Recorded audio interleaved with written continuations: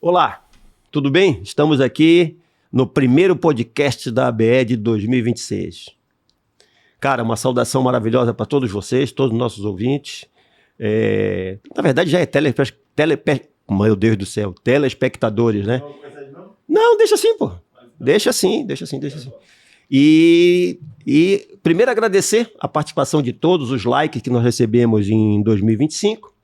E a ideia é continuar com nesse mesmo ritmo, nessa mesma pujança aí, para fazer da ABE, né, um mote e trazer da engenharia elétrica, deixar a engenharia elétrica mais perto da sociedade, de forma mais tranquila, mais fácil e tudo mais. Novamente, peço para aqueles ouvintes, para todos os engenheiros eletricistas que ainda não é filiado à ABE, que o faça. Isso torna a nossa entidade cada vez mais forte. Vocês sabem que não tem anuidade, não tem nada disso. Basta entrar no seu CREANET e optar pela ABE. Pronto. Você já vai fazer parte, você já vai ser um membro da ABE e vai poder participar de muitas coisas, de muitos benefícios que a ABE está preparando para 2026. Tá legal? Bom, para esse primeiro podcast de 2026, eu trouxe aqui o professor Fabiano. O professor Fabiano é um colega meu da Universidade do Estado de Santa Catarina, Departamento de Engenharia Elétrica, né, lá em Joinville, e é um especialista nessa área de energia, tá? Eu vou passar a palavra para ele. Fabiano, faz o seguinte, te apresenta um pouco. Eu sei que tu não és catarinense assim como eu, né? Esse cara gosta de um pão de queijo, galera, né? Então ele vai se apresentar um pouco e aí a gente vai começar a conversar sobre energia. Vocês vão ver que o mote dele é muito interessante. É um cara legal, é um cara empreendedor e ele vai dar essa dica toda para vocês. Fabiano, conta um pouco aí de ti. Beleza, Nonato. Obrigado aí pelo convite. Essa iniciativa da ABE aí é fantástica. Tenho certeza que vão ser aí muitos podcasts aí durante o ano de 2026. Vai acontecer muita coisa boa aí. E obrigado por estar inaugurando aqui o primeiro do ano. Eu formei em engenharia elétrica na Universidade Federal de Uberlândia, Minas Gerais. Berlândia. Berlândia, Uberaba, né? Mas enfim, é Uberlândia e ali formei em 2000. E gostava muito, já naquela época me preocupava com contas de energia, sempre fui alguém preocupado com o que se está pagando por aquilo que está consumindo, né? E fui estudar mercado de energia, fui fazer o LabPlan, você deve ter conhecido, né? O Laboratório de Planejamento de Sistemas de Energia, na UFSC, fiz o mestrado, o doutorado, né? Terminei em 2009 e tive a chance, né? A oportunidade de ter uma vaga, né? Como professor colaborador, depois como professor professor efetivo, na UDESC, onde nós somos colegas até hoje. Isso. Então, assim, a minha história como formação acadêmica e profissional principal é essa. E, como você sabe, aí se citou rapidamente aí a veia empreendedora, tem 7 anos que eu fundei, né, a NextPoint, Gestão, Tecnologia e Energia, justamente para poder ocupar esse espaço e atender empresas que estivessem buscando otimizar e economizar com energia. Show de bola, Fabiano. Isso, eu lembro disso aí, que numa época que eu estava ainda na coordenação de engenharia, projetos e obras da UDESC, tá lembrado? Claro. E aí eu tinha, na época o reitor, eu acho que era o professor Marcos Tomasi, e eu tinha feito uma implantação do fotovoltaico na universidade, através do programa de incentivo da Celesc, né, o PE Celesc, E nós montamos lá o fotovoltaico, e com essa verba que nós não pagamos, né, porque foi o incentivo da ANEEL e etc e tal, nós utilizamos essa verba para outros projetos, né?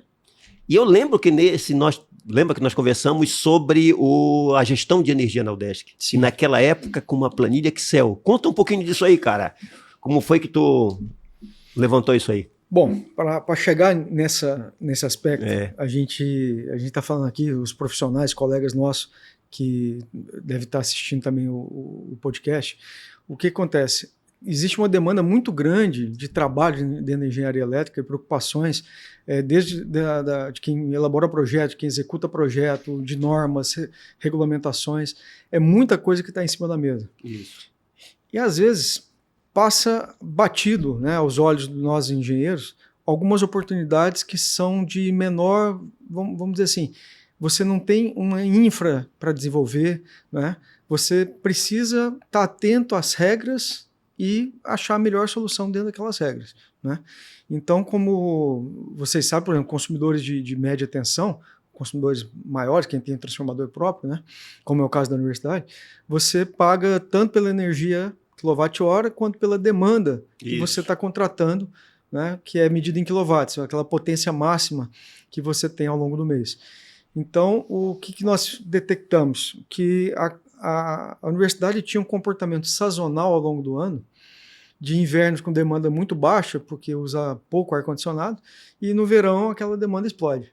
E você tinha situações, ou que a demanda contratada estava muito baixa, deixando exposto, né? O que acontece para quem não está acostumado muito com isso? Se você tem uma demanda contratada de 100 kW, por exemplo, e se você tem 180 de demanda, aqueles 80 a mais, você paga o dobro como multa. Você paga o que usa mais o dobro. Exato. São 3 vezes o valor. Então, o que acontece? Tinha situações que a gente encontrava de demanda contratada muito baixa e outras situações que o centro não prestou atenção na época, tinha demanda muito baixa e a contratação estava lá em cima, né? Então, por exemplo, voltando em números, se você tem 100 de demanda contratada e você usa 60, você não vai pagar por 60. Você vai pagar pelo 100. Vai pagar pelo 100.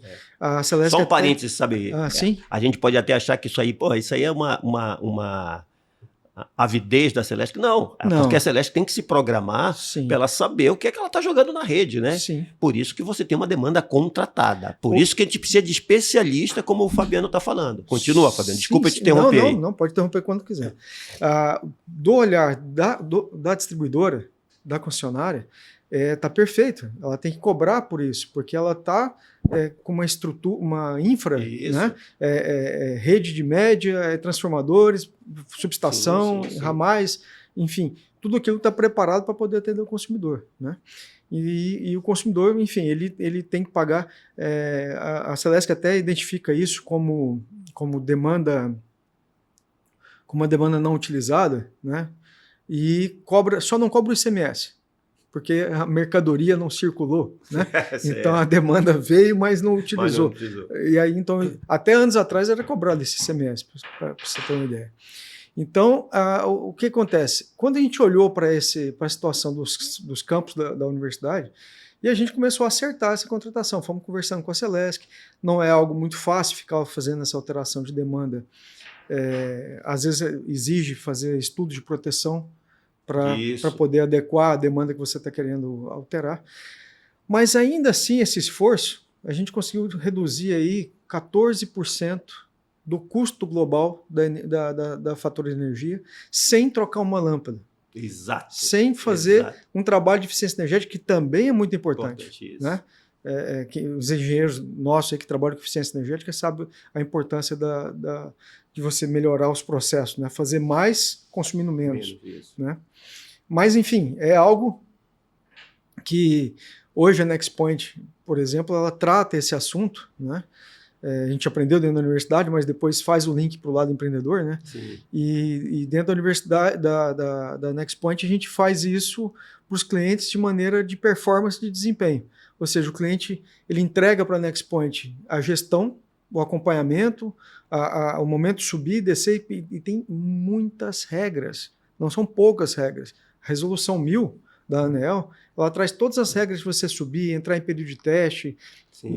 Por exemplo, vamos pegar aqui, mês de junho, julho, agosto. Vai estar frio pra caramba, a demanda vai baixar.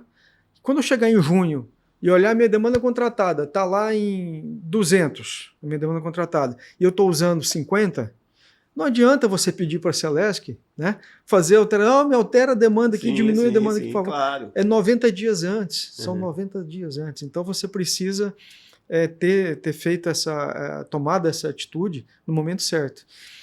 E convenhamos, qual empresário sério que vai deixar de cuidar daquilo que é o dia a dia, se ele é uma indústria têxtil, né, com os fornecedores dele, o processo dele, a produção têxtil dele, para ficar olhando a hora que vai subir e vai diminuir uma demanda. Então é nesse nicho, um desses nichos, a NextPoint faz esse trabalho de melhoria, não cobra como consultoria, cobra em cima do desempenho. O que melhora, Sim. a gente tira, uma parte. Legal, né? legal. Muito então, bom assim, isso aí. É uma consultoria relativamente simples que a gente Sim. tem, né? Mas ela exige conhecimento de legislação. Sim, muita legislação. Que nós, engenheiros, temos que ter e aplicar, né? E, ao mesmo tempo, tá atento com os prazos. A gente tem também um modelo climático, El Ninho, Laninha, que a gente fica acompanhando, né? O ano passado, você deve ter acompanhado aí, foi uma primavera, né? Isso. Muito fria. Muito fria, Muito exatamente. fria. Então, a gente esperava uns valores de demanda mais altos, mas o modelo nosso corrigiu para demandas mais baixas. Show de bola. Então, é bem interessante. E isso são uma das formas de a gente buscar economia, né? Sim, sim, sim. Inclusive, eu lembro que nesse primeiro projeto aí que nós fizemos na universidade, foi interessante que tu conseguiste trazer uma parceria legal que foi a VEG, tá lembrado? A VEGnology? Sim. A VEGnology tem aquele painel, aquele dashboard maravilhoso, né? Onde a gente acompanha todas as medidas, né? Sim. Isso é interessante o ouvinte, o telespectador saber que quando a gente faz esse tipo de gestão, dentro de uma subestação, por exemplo, como o Fabiano colocou, média, tensão, etc e tal, quem consome bastante energia, a gente coloca alguns equipamentos na subestação que a gente tem leitura de tudo isso, né? Tensão, corrente. Com esses dados, a gente pode fazer um planejamento bem interessante. Inclusive, prever algum tipo de problema que possa estar acontecendo na subestação. Inclusive, Fabiano... Alertas também. Alertas, exato, alertas. Inclusive, algum tempo atrás eu tive com a Minipa do Brasil, né? E eles desenvolveram, inclusive, uma câmera termovisora bem interessante, onde até pelo ruído, ele capta ruído e dependendo do ruído, ele indica o que é que pode estar acontecendo. Eu quero ver se eu trago o pessoal aqui para a gente bater um papo sobre alguns equipamentos que nós temos. A ABE, só para vocês saberem, mais uma. A ABE tem uma parceria com a Minipa do Brasil, na qual o profissional que precisa de um equipamento, por exemplo, às vezes um analisador de energia, não é equipamento barato isso, analisador de energia, termômetro, essas coisas assim, tu consegue um aluguel tranquilo, com um desconto legal, bastando dizer que é da BR, eles têm a relação lá, é legal isso, né? A Minipa, ela tem uma área de pesquisa e desenvolvimento muito boa, né? Tem, e exato. Tem ex-alunos também da UDESC que já passaram pela Minipa também, né? Exato. A gente precisa, na engenharia, Nonato, a gente é uma mescla. Eu diria que eu tenho amigos, por exemplo, que são do direito, e são excelentes caras para contribuir com o setor elétrico. Então, sem dúvida. A gente tem que ter conhecimento tanto técnico da engenharia elétrica, a parte normativa, resoluções, regras, o que está acontecendo no setor elétrico nos últimos anos, a ebulição que nós estamos passando, mudanças que foram feitas na mini-reforma do setor elétrico do ano passado. Então, são questões que, se o engenheiro hoje tiver só preocupado com o manual da máquina e aquilo que ele vai instalar, que ele vai conectar, ele fica fadado a ficar ultrapassado. Sem dúvida. Não, né? Sem dúvida. Isso aí, Fabiano, tu tá colocando um negócio muito importante, né? Lembra? Bom, você já foi coordenador de curso da elétrica, assim como eu já fui, e nós mudamos o nosso PPC, o nosso plano, né? Sim. Mudamos a nossa matriz curricular, aperfeiçoamos, a curricularização da extensão está aí, para trazer projetos de extensão interessantes.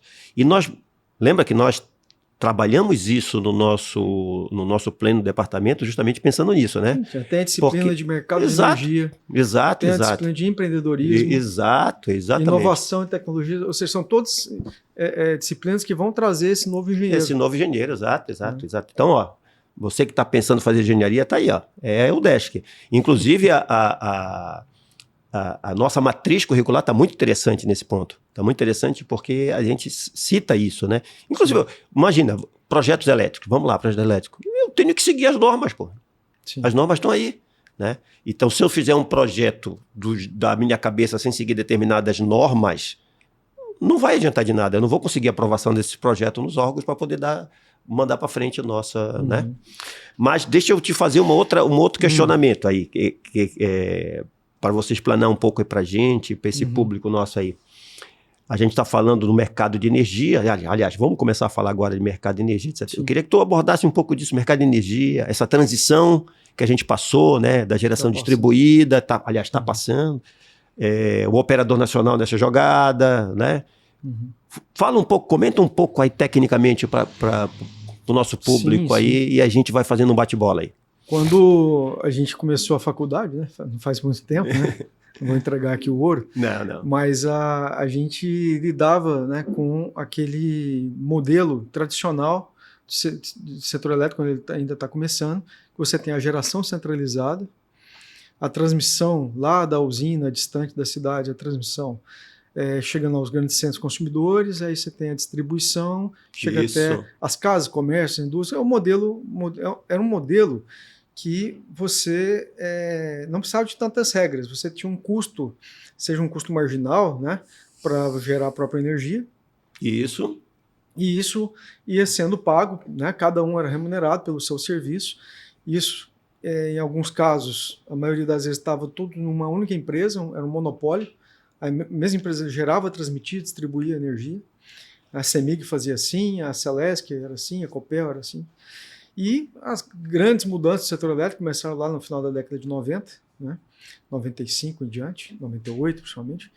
E você começa a dividir esse segmento, né? A geração se tornou competitiva, né? A transmissão e a distribuição monopólios ainda. E você conseguiu aos poucos, incentivar a grande revolução que o setor elétrico passou no Brasil, que é a revolução da geração distribuída, né? Você começa a resolução 482 de 2012, ela incentiva e que você não precisa de uma bateria, você usa a rede como bateria. Então, durante o dia você está gerando energia, joga para a rede, depois você pega de volta para a rede. Geração distribuída. E isso explodiu no Brasil. Todo mundo já ouve falar, ou conhece alguém que tem a geração própria de energia. Então, isso, até naquela época, criaram o tal do taxação do sol, né? Foi 2023, né? Que se discutiu muito isso, até sair a Lei 14.300. E o que acontece? Você que tem a geração própria, quando você consome energia, o segredo está aí. Se você consome energia no momento que você está gerando, é 1 para 1. A concessionária nem vê o que você está fazendo. O problema é quando você não consome essa energia e entrega para a rede e quer receber de volta deles o mesmo valor por aquela energia que você entregou. Então é uma bateria a rede se tornava uma bateria de rendimento 100%. Sim, é uma maravilha. Sim. Né? E a gente sabe que não é bem assim. Então a resolução vem mudando. Não quero me alongar aqui, mas o processo quando a gente paga a energia elétrica, ela tem uma parte de transmissão e uma parte de energia. Isso. E da parte de transmissão, que é a TUSD, tarifa de uso do sistema de distribuição, tem ainda ali o fio A e o tal do fio B. E esse fio B, que equivale hoje a 28% dessa tarifa, na Celesc, ele começa a ser pago pelos consumidores que usam a rede. Então agora você começa a pagar um pedágio. Agora não, né? Sim, já vem. Isso já 2023 para cá. Né? E isso está crescendo, até 2029 vai se pagar 90% desse fio B, mas isso não inviabiliza negócios de geração própria. Né? Então, quando a gente fala em forma de economizar energia, uma das melhores ainda é gerar a própria energia.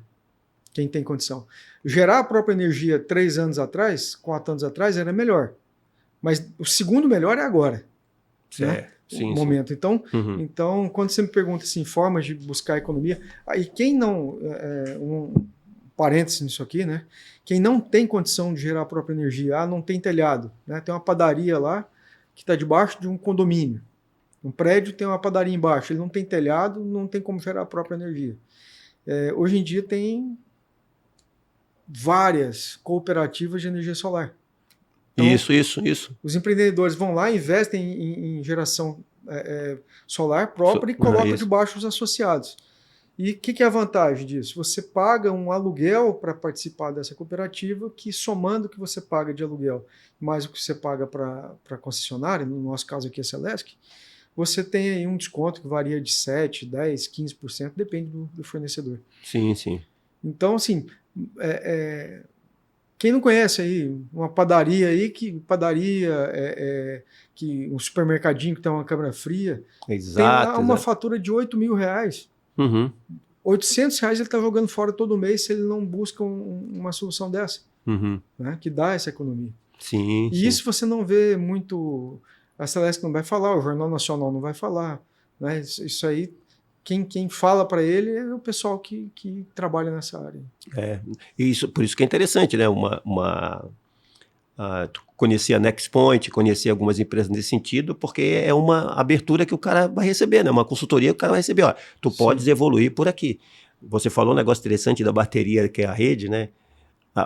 Alguns não chamo de cliente, mas alguns amigos que eu sempre conversei sobre projeto de geração distribuída, né? Uma das dicas que eu sempre dava era o seguinte: olha, se você puder fazer a tua geração e armazenar isso aí contigo, cara, faz o que tu consome, porque geralmente tu não consome tudo, e tu poder armazenar, começar a ter o teu próprio sistema de armazenamento, e nem ligar na rede, cara, é a melhor coisa que tu faz. Porque tu não precisa comunicar nada, e tu tá gerando a tua energia, tu tá lá, tu vai pagar mínimo pra Celesc, e a vida que segue, meu amigo, vida que segue. Inclusive, nesse sentido, aí eu passo mais um gancho aí para ti. Essa história do tarifa branca, Sim. Como é que é isso? E também de armazenamento de energia, como é que tá essa história aí? Operador nacional, essa brincadeira toda aí. Eu vou começar pelo armazenamento de energia, porque a gente estava falando de solar, né? Isso. Que é bem bacana. O que acontece? Você tem hoje no Brasil, não importa o horário que você consome energia, você está pagando a mesma coisa. Isso. Hoje é assim. Quando eu estou falando aqui, nós, consumidores residenciais, comerciais, quem é baixa tensão. Tá? Quem está na alta tensão, desde a década de 80, tem lá o horário da ponta, que paga mais caro do que o fora ponta. Bom, o que a ANEEL está estudando, inclusive teve consulta pública ontem sobre esse tema, eles estão querendo tornar obrigatória a adoção da tarifa branca. Tá. O que é essa tal de tarifa branca? Em resumo, ela tem um custo diferenciado conforme o horário do dia. Então isso vai ser estudado ainda nas curvas de carga das concessionárias, não precisa ser necessariamente o que é hoje, né? Como é que funciona hoje? Se você entrar no site da Celesc, procura lá pelas tarifas, vai ver lá a tarifa branca. Ninguém nem sabe o que é aquilo. Aí tem lá horário fora ponta, horário intermediário e horário de ponta. Isso eu já vi. Né? E aí o que acontece? O leigo aí para entender? Se você vai no preço convencional, vamos supor que esteja custando R$1 o quilowatt-hora, tá? No preço normal. Tá. Se você vai para a tarifa branca, você vai estar pagando 15% menos, 0,85, no horário fora ponta. O que é horário fora ponta? Começa às 10h30 da noite, vira o dia e vai até às 16h30 do dia seguinte. E aí isso é o fora ponta. Aí você tem o intermediário, que é 16h30 às 17h30, que é o comecinho, e depois, 17h30 às 18h30. E depois da 21h30 às 22h30. São dois horários que a energia fica mais cara, 15%, 20% mais cara. E aí você tem o horário da ponta. Aí, das 18h30 às 21h30, você tem um chute da tarifa de energia. Ela fica 180%, 190% do valor tradicional. Então, o que acontece? Quem deve optar pela tarifa branca? É quem não usa ou usa muito pouco energia nesses horários. Né? Certo. Então, imagina uma casa que todo mundo chega em casa no final de tarde, todo mundo vai tomar banho à noite. Se você for para a tarifa branca, você vai pagar bem mais caro do que a tarifa que você... a fatura que você tem hoje de energia. Sim, sim. Né? Então, tornar isso obrigatório é uma tentativa de sinalizar com o preço da energia como a carga deveria se comportar. Então, nós somos um problema, entre aspas, nós carga. Nós somos um problema para o sistema. Então, vamos deslocar essa carga para lá ou para cá para poder o sistema ser atendido. Só que o problema é complicado, viu, Nonato? porque você tem, por exemplo, hoje, sobra de energia no horário da tarde. Exatamente. No país. A ponta do país, ponta de consumo, não é mais às 18h30. Depende da época do ano. Então, é uma equação que os especialistas estão estudando muito, né, para ver como que vão fazer para se vai adotar isso de maneira obrigatória ou não. Sim. Quem que escapa disso? Todo esse arcabouço, o que está se bolando aí? A pessoa que puder instalar o sistema híbrido. Ou seja, fazer a própria geração exato. E fazer o armazenamento. Claro. Agora a tarifa é mais cara?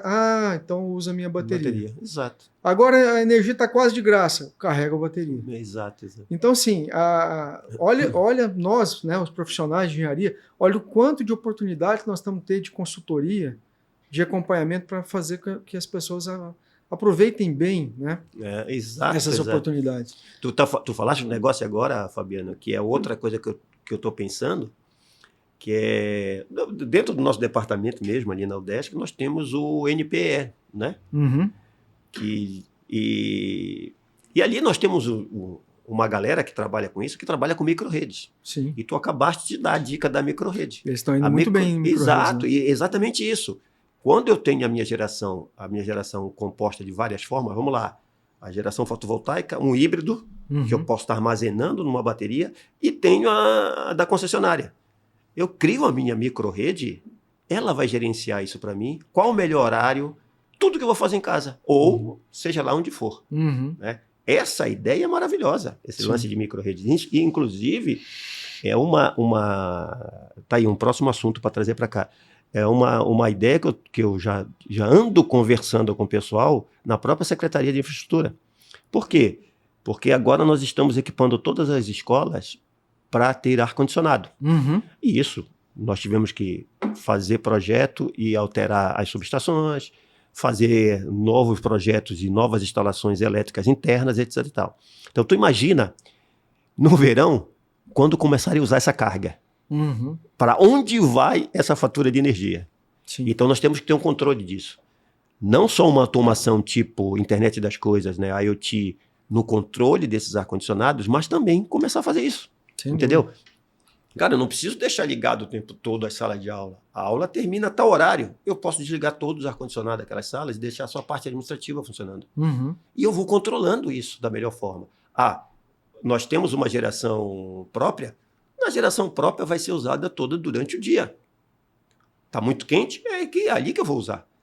E aí fazer essa distribuição. Né? Tem que ter uma inteligência que olha tanto o fluxo energético. Exato. E ao mesmo tempo você tem que ver o fluxo financeiro. Exato. São duas questões que tem que se interligar. Tem. A decisão de você utilizar o que está armazenado ou armazenar aquela energia que vem da rede, ou a energia que vem do sol, né? Enfim, você precisa ter essa inteligência acoplada eu tenho como está meu sistema tarifário hoje. Exato. Ele é como está agora, Isso. Esse negócio de ponta, fora ponta, é o mesmo valor qualquer horário. Então, assim, essa modernização ela vai acontecer das tarifas. Ela tá na mesa, está sendo formatada e ela vai ser aplicada, não tenha dúvida disso. Não, sem dúvida. Inclusive, tu pode falar um pouco mais sobre armazenamento de energia, né? Aí pra gente, alguma coisinha mais sobre operador nacional, como é que tá essa brincadeira aí, né? Sim. Eu posso... porque quando a gente fala em armazenamento, a sigla, né? Sim. Que famosa, tá todo mundo falando, é o tal do BESS, né? BESS. Que é o Battery Energy System Storage. Perfeito. Ou simplesmente sistema de armazenamento de energia em baterias. Né? Então, esse sistema, quando você pega ele em grande porte, por exemplo, a gente tem um cliente aqui na região que é em Santa Catarina, melhor dizendo, que é uma granja, né? A granja você tem que ter os motores o tempo todo ventilando os animais que estão ali, né? As galinhas que estão ali. E isso não pode perder. Aí o que acontece? Em vez de ele investir, por exemplo, num sistema de um gerador diesel, simplesmente, ele colocou no projeto dele a opção de colocar um BESS. Né? Isso, ou seja, e ele tem a geração própria de energia também. Então, em momentos que está gerando muita energia, ele joga para o armazenamento. E depois chegou à noite, que na hora que é para ele sim, porque ele já está enquadrado como grande consumidor, ele paga mais caro na hora da ponta. Então, na hora que ele pagaria mais caro, ele utiliza a energia do BESS. Sabe? Então, assim, todos esses sistemas, essas engenharias, vamos dizer assim, a gente precisa ter profissional capacitado, entendendo as resoluções, a legislação. Não é só chegar e botar na parede, passar cabo e fazer o startup. Sim. A gente precisa que o pessoal venha nas resoluções, venha na legislação. E isso a NexPoint faz com o pé na costa. É o nosso métier, né? Pé na costa. Vamos dizer que é o que a gente gosta de fazer. E tem um outro lado, assim, já que a gente falou em grandes consumidores, que o pessoal deve ter acompanhado, que foi em janeiro de 24 a abertura do mercado livre de energia. Né? Isso. Antes você tinha um escalonamento, começou com 3.000 kW, 2.500, foi baixando, chegou a 500, e janeiro de 24, qualquer um que tivesse um transformador, podia ser de 30 kW, que fosse, uma pequena padaria, um supermercado, poderia ir para o mercado livre de energia. O mercado livre de energia, muito diferente do mercado livre que a gente compra as bugigangas lá, Sim. Né? Esse mercado livre de energia, ele é para quem sabe o que tem riscos, não são só vantagens, Sim, tem riscos associados. Exato. Você começa a separar duas coisas, que é a entrega da energia feita pela distribuidora e a energia em si que alguém está gerando. Né? Então, quem hoje está no chamado mercado cativo, está só na distribuidora, ele paga uma única fatura, ele está pagando tanto a energia gerada quanto a transmissão, a distribuição, tudo. Os encargos do sistema, está pagando um pacote só, fechado, e não se incomoda. Isso. Né? O problema é que esse não se incomoda, que eu quis dizer, é no sentido de burocrático. Isso. Porque em termos financeiros, eu costumo falar com meus clientes que é semelhante a você ter um condomínio que estourou a piscina, o cano da piscina do condomínio.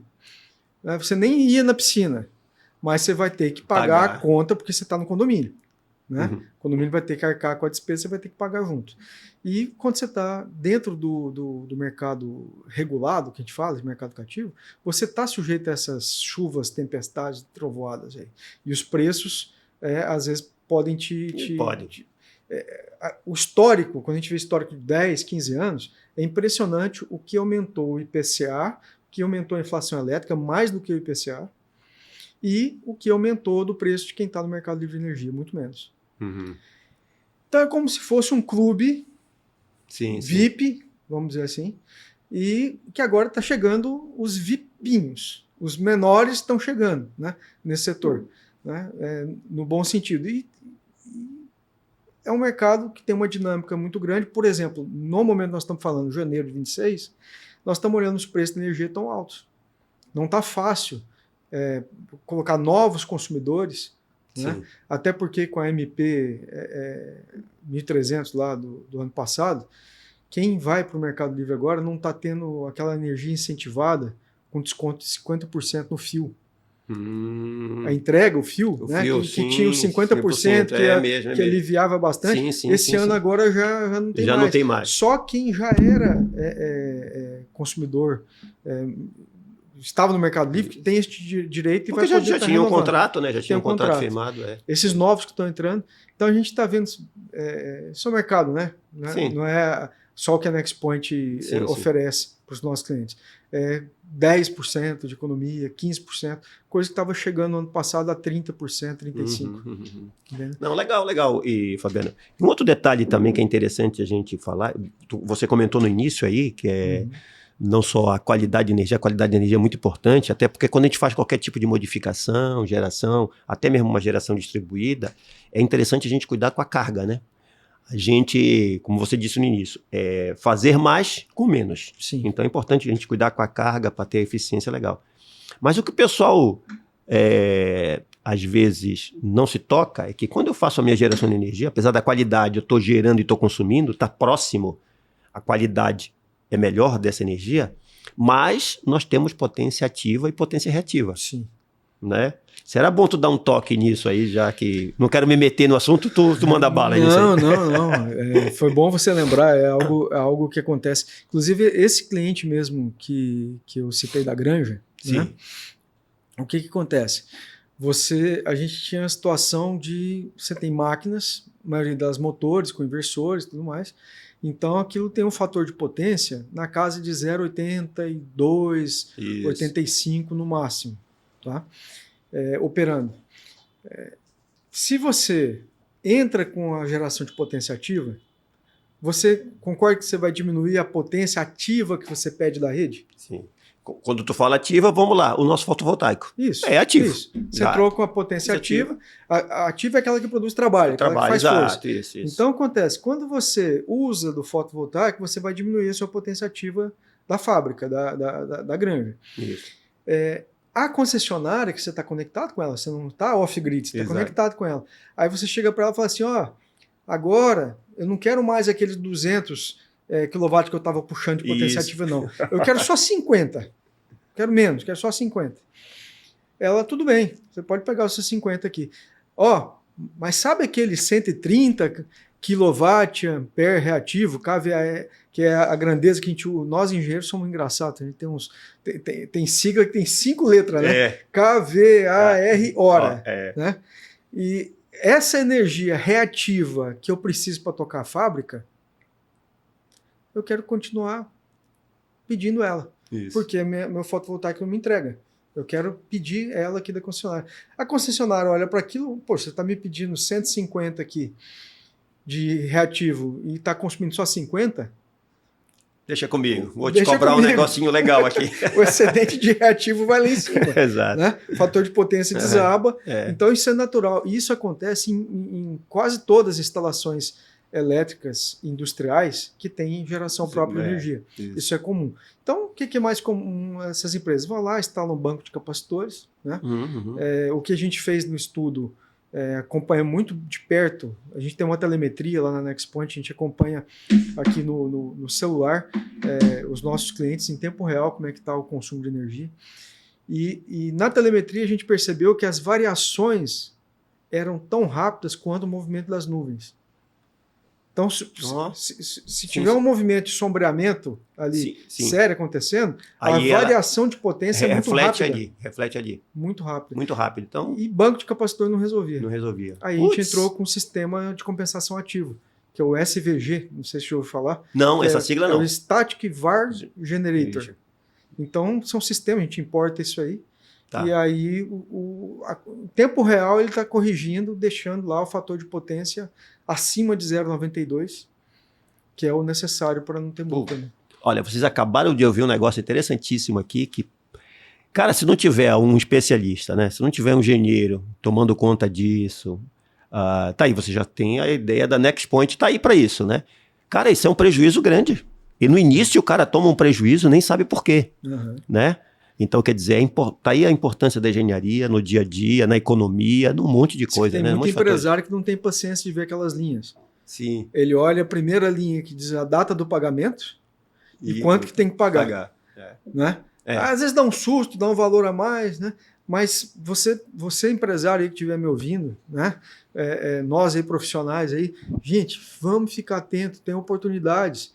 Observa a sazonalidade de demanda, vê se não tem um espaço para você fazer uma quebra nessa demanda ao longo do ano. Sim, né? Claro, é isso mesmo, E o excedente tem solução, né? Sim. Você tem as mais antigas soluções, que é aquela, bota o capacitor junto da carga, né? O cara partiu a máquina, entra o capacitor junto. Tem outros que é centralizado. E tem esses mais recentes, que é o SVG que eu comentei. Sim. Só para deixar um pouquinho mais aqui, né? Eu achei engraçado quando falaste a nossa sopa de letrinha né? Sopa de letrinha. É que geralmente, potência é watt, né? Mas para distinguir o que é potência ativa ou reativa, a gente criou o VA. VA nada mais é do que volt e ampere. Volt e ampere é o produto de tensão e corrente, que também é watt. É watt, perdão, né? Só que é o seguinte, ali a gente define o VAR, que é o reativo, né? E geralmente demanda, quando a gente contrata demanda, qual é a demanda contratada? 300 kW. Não é. É 300 kVA. Que a gente sabe que é uma demanda. Sim. Não é a potência que você vai consumir lá no final. Geralmente essa potência é um pouco menor, senão aquele transformador não daria conta. E a gente tem que fazer força para o pessoal vir fazer elétrica. Exatamente. Porque a gente vem com esse... com esse rigor, né, físico, matemático, Sim, né, sim, tem que sim. ter muito cuidado. Mas eu repito, assim, das coisas mais importantes que eu aprendi nesse tempo de Next Point e aprendi nesse tempo atendendo nossos clientes. A legislação, o conhecimento técnico aplicado, ele é muito importante. Muito importante. Muito importante. Muito importante, muito importante, muito importante. Principalmente em negócio. Sim. Principalmente quando você fala de negócio, porque quando tu monta o teu negócio, tem muita gente querendo te cobrar muita coisa. E se você não for esperto nesse sentido, né, você cai nas armadilhas aí. Uhum. E às vezes, como você falou aí, às vezes na simples leitura de uma fatura de energia e entendendo o que está por trás disso daí, que se tu pegar uma fatura de energia, pô, parece que eu tenho que fazer um estudo técnico para entender o que está escrito ali, né? Mas o profissional adequado, ele vai saber, ele vai encontrar ali onde está o fantasminha que ele vai remover para te dar uma solução cada vez melhor, né?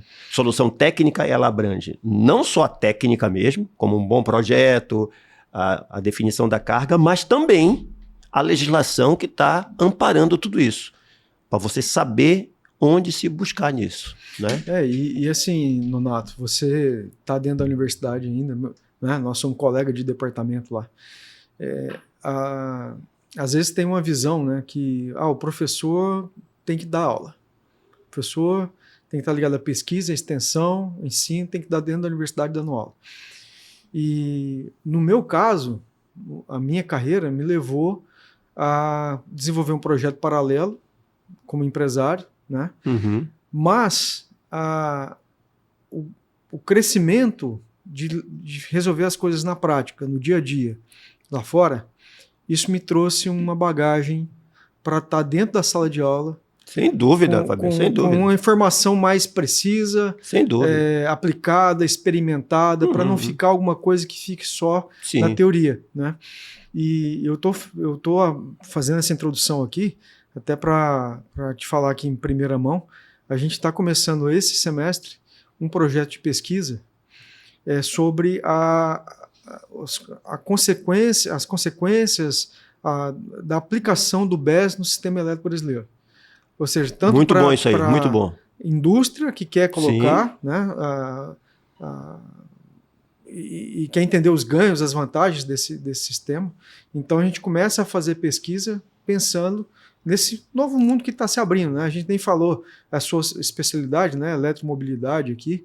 Então o BES vai estar inserido nisso. Vai estar inserido. As casas, né, quem tem poder aquisitivo, né, melhor, vão ter lá suas baterias, né, e esse pessoal vai poder começar a experimentar essas vantagens. A ideia é, quem sabe a gente chega, como já existe no resto do mundo, que quando você estaciona seu carro e conecta o seu carro na sua casa, se o teu carro tiver com bateria plena, ele vai estar alimentando algum cômodo da tua casa. Sim. Como ele também vai estar recebendo se ele estiver precisando de energia, sim, né?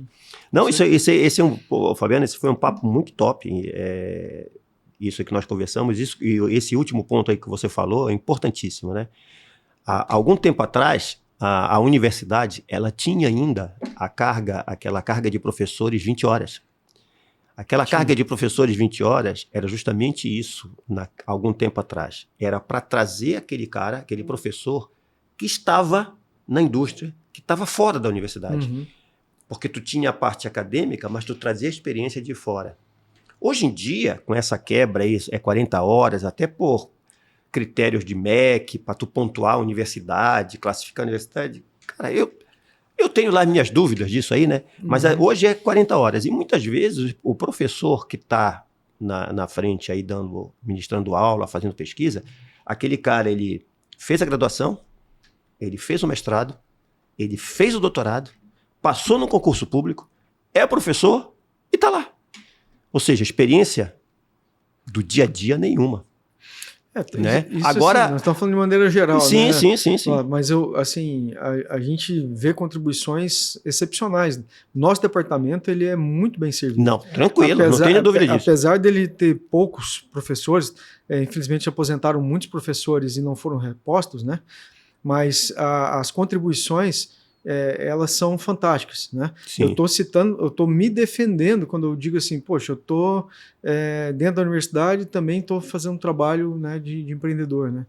Mas a gente tem, sempre que possível, trazer o que essa empresa desenvolve de volta para a universidade, realimentar. Sim.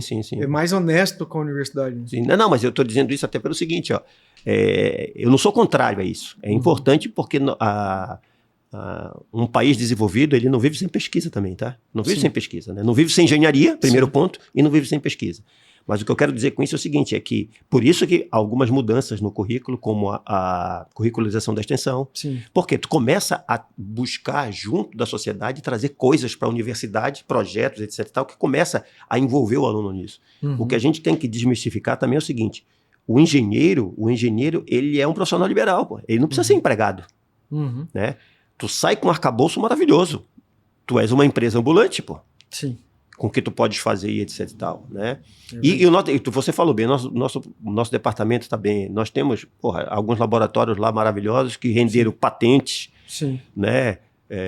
Tanto na parte biomédica como na parte de energia. O nosso mestrado e doutorado recebeu uma avaliação muito boa agora. Então, quer dizer, estamos bem, o Udesc está bem. Está bem. E eu acho que... Tem que ter mais professor. Precisamos que a gente está argolado. E detalhe, né? Esse tem que ser o nosso retorno para a sociedade, né? E estamos fazendo bem e vamos continuar fazendo bem. Mas, cara, eu quero te agradecer por estar aqui hoje. Chegou aqui no estúdio o presidente da ABL, está ali ouvindo a gente também. Valeu, Fronza, tá? Esse cara aí está fazendo um excelente serviço na frente da ABE, tá? Muitos projetos nós desenvolvemos esse ano. Aliás, ano passado. E esse ano já estamos na linha com alguns, né? Para trazer o profissional para cá. De novo, hein, galera? Se filie à ABE. É só ir no CreaNet e optar pela ABE. Simples, fácil, não dói. Fabiano, dá o teu último recado, deixa o teu contato aí pra gente, fala aí que depois a gente tenta editar no nosso vídeo. Não, tranquilo. E manda bala. Bom, agradecer aí o pessoal que ouviu o papo até o final. Falar que uma das coisas que eu, como profissional, quando comecei a fazer engenharia elétrica, eu falei, uma das preocupações minhas era pensar os custos que as empresas têm, as casas têm com energia elétrica. Eu carrego isso até hoje, gosto muito do que eu faço e tento trabalhar, me atualizar sempre, porque as coisas mudam muito rápido também, né? Então é um trabalho grande de atualização e, ao mesmo tempo, trazer isso para os meus alunos, né, para a universidade. São 3 disciplinas, né, todo semestre. Então, a gente... Tu estás com introdução de engenharia elétrica? Introdução de engenharia elétrica, transmissão, distribuição e eficiência energética. Perfeito. E o ano que, mais um ano e meio, vai entrar no mercado de energia. Que a mudança na nossa grade, da grade, né? Enfim. Perfeito. Mas fico muito, muito agradecido aí pelo convite e fico à disposição. Meus contatos mais fáceis profissionais estão todos na página da NexPoint, nexpoint.com.br. Fica à vontade lá para conhecer mais do nosso trabalho. Show de bola, Fabiano. Vou agradecer a tua participação, agradecer a todos vocês que estão aí com a gente. Valeu. E se preparem que esse ano tem mais sequência de podcast com muito papo legal, muita novidade, etc e tal. Tá? Um abraço e até a próxima.